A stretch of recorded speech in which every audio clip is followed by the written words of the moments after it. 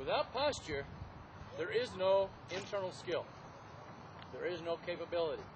Mention his master would have them each morning in the Orient do their holding ball posture to start off with 2 hours every morning.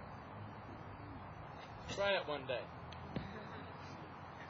You make it through the first 30 minutes, it's not so bad. Opiates help. His master would constantly scream at their students in the Orient, keep the elbow bent, shoulder drop, doing shingi. And they wouldn't listen. So he got a rope with a 10-pound plate and hung it in their elbows. I bet you'll have your elbow bent, shoulder drop. Try to lift it.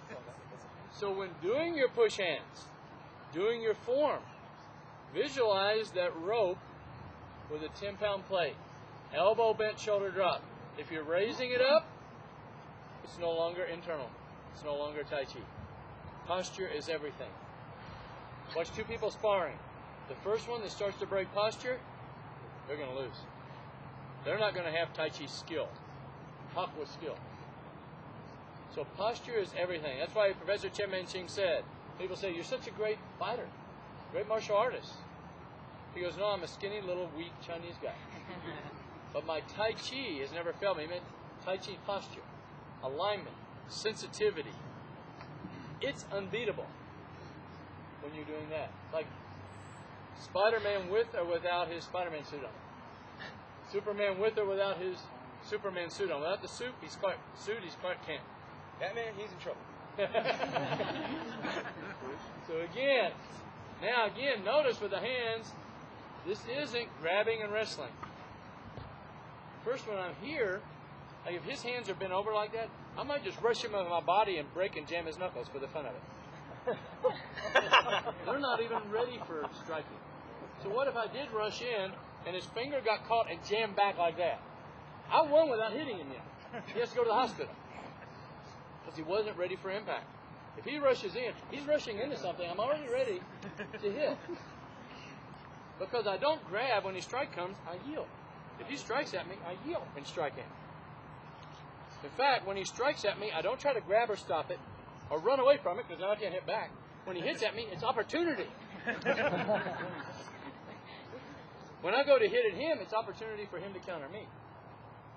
When he hits at me, it's opportunity for me to counter him.